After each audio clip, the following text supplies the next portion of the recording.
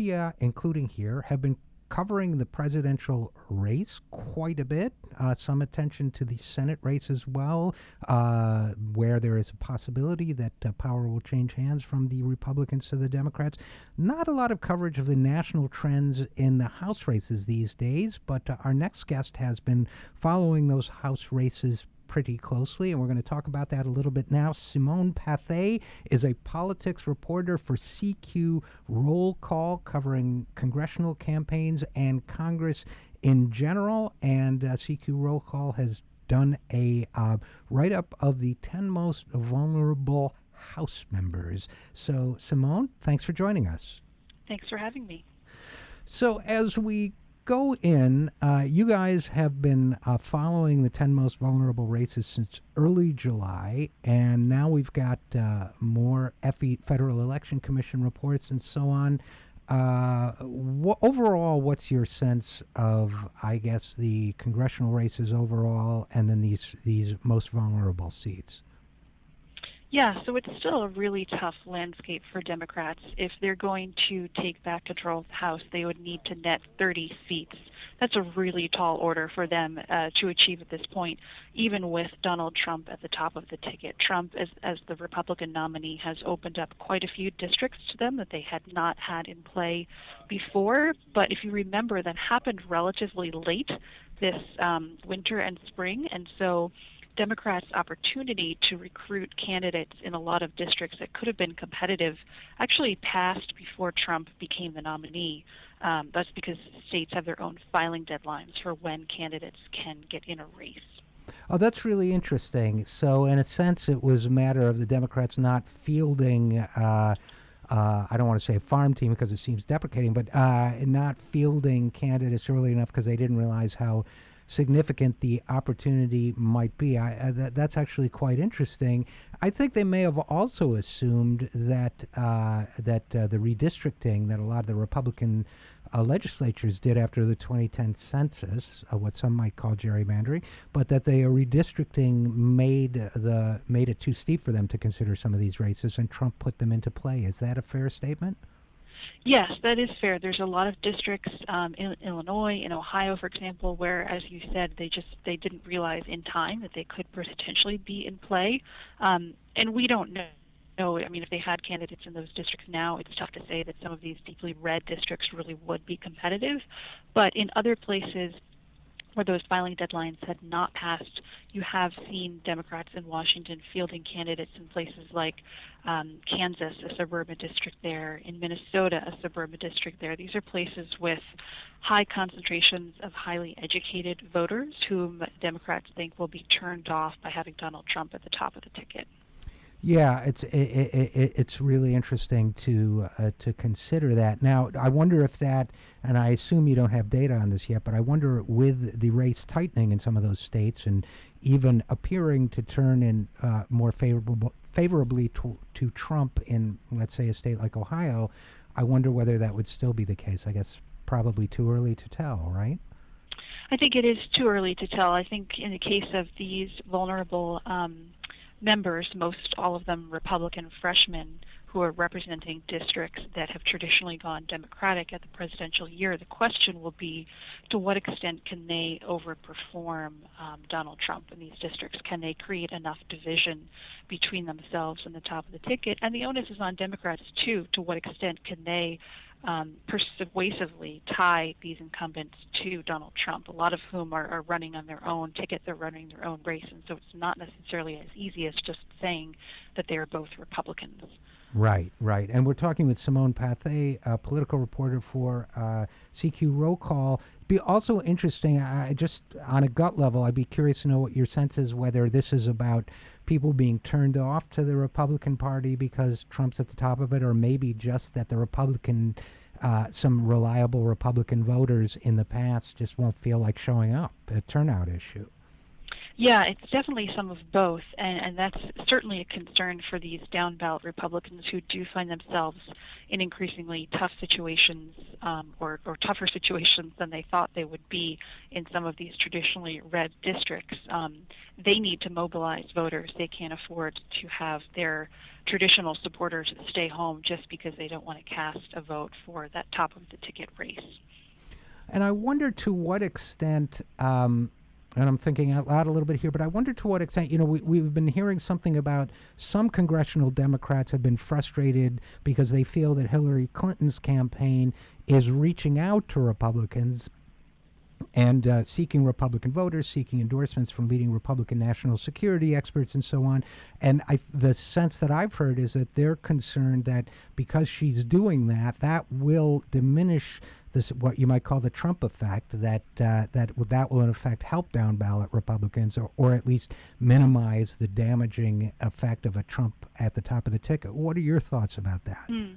That's a good question. I think it comes down to, in many of these races, the power of ticket splitters, right? Are you going to see voters, perhaps Republican voters, who are going to go vote for Hillary Clinton, and will they continue to vote for their Republican representative, or will they let their choice of Secretary Clinton funnel down the ballot, and will they then choose the Democratic candidate for these lower tier races?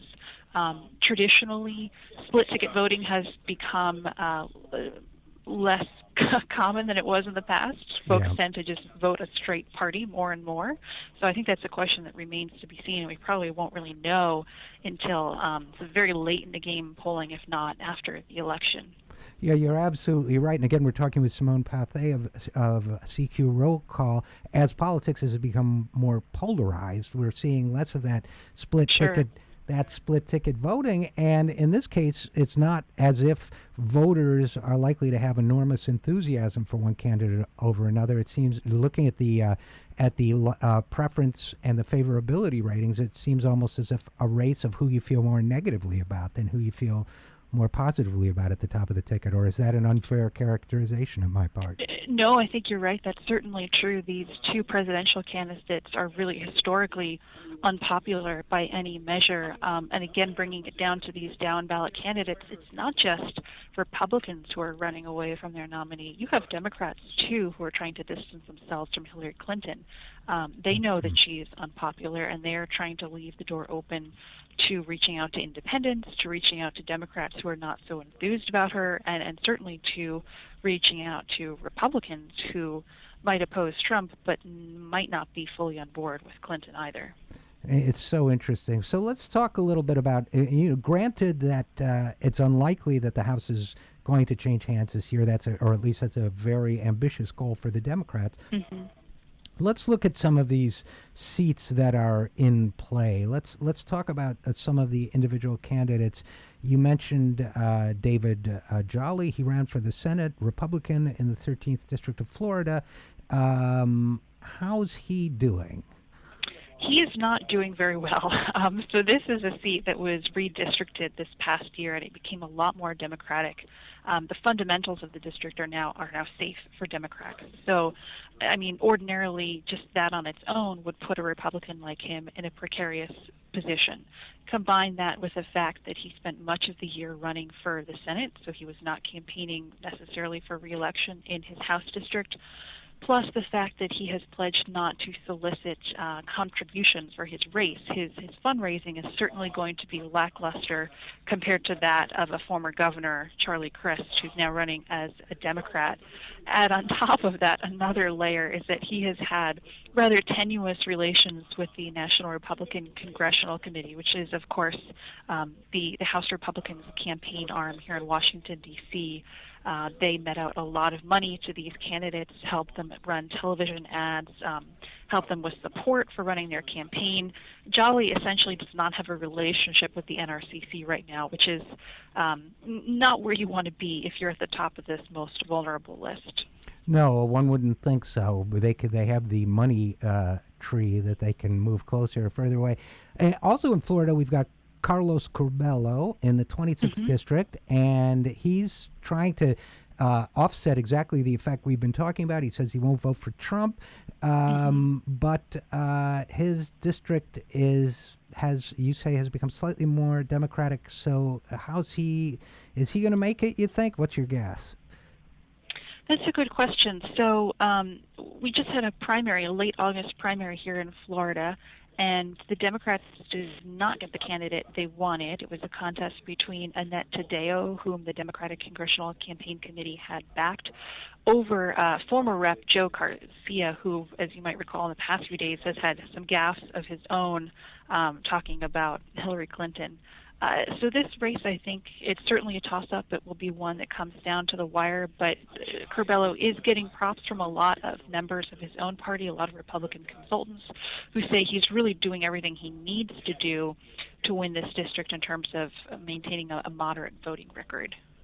Yeah, it's interesting. We could see a little shift in the Florida delegation there potentially, but interesting race. I always follow upstate New York politics. I'm from upstate New York, originally from Utica, New York, and there we had a contested primary for the Democrat.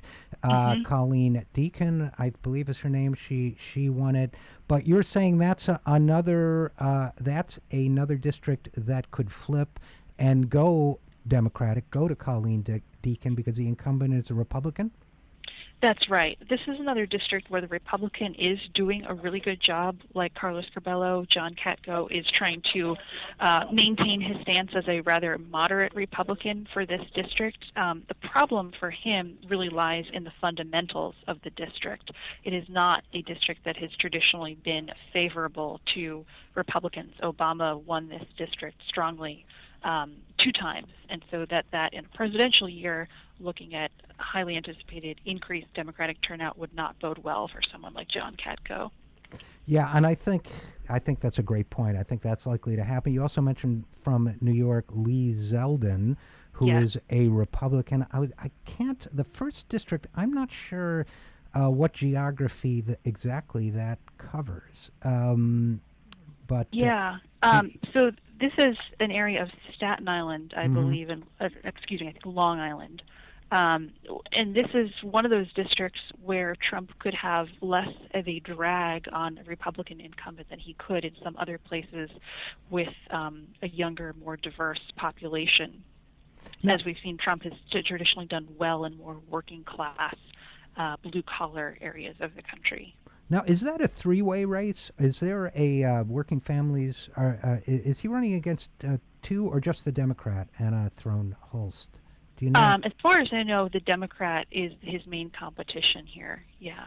You know, it's interesting because when you look at these New York races, I can't help but think if we had a Democratic platform, it should appeal, you would think, based on policy, but if we had a Democratic platform and a Democratic campaign overall that was appealing to white as well as African American working voters, blue collar voters, that they should be doing better.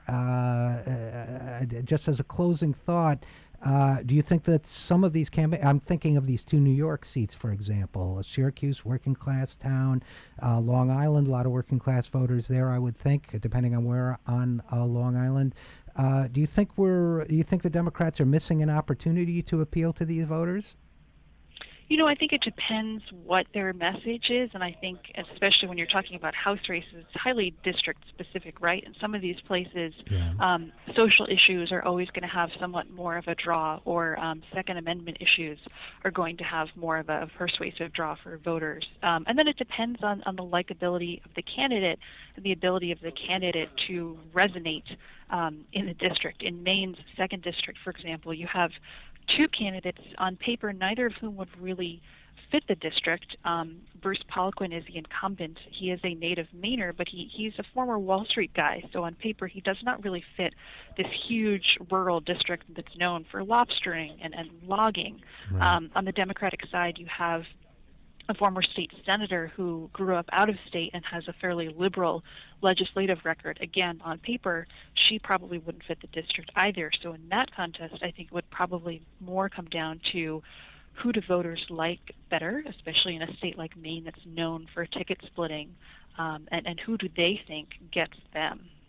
Yeah, that's a great point. And before I let you go, Simone Pathé of CQ Roll Call, do you see any overall trends among these vulnerable candidates? They mostly seem Republican, but are they newly elected? Is this kind of a correction from 2014 or the 2014 elections?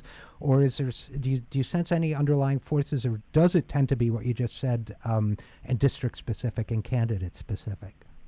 Yeah, so the overwhelming majority, in fact, I think almost all of these candidates are freshman Republicans who were elected in 2014. So that means they were elected in a really strong year for Republicans. Midterms are always stronger years for Republicans simply because the Democrat turnout operation is not as strong as it is in a presidential year.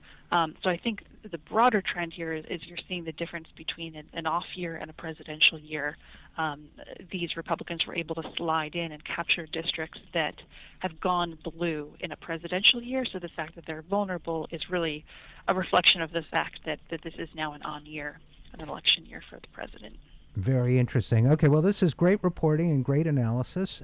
So Simone Pathé of CQ Roll Call, thanks so much for joining us. Thanks for having me.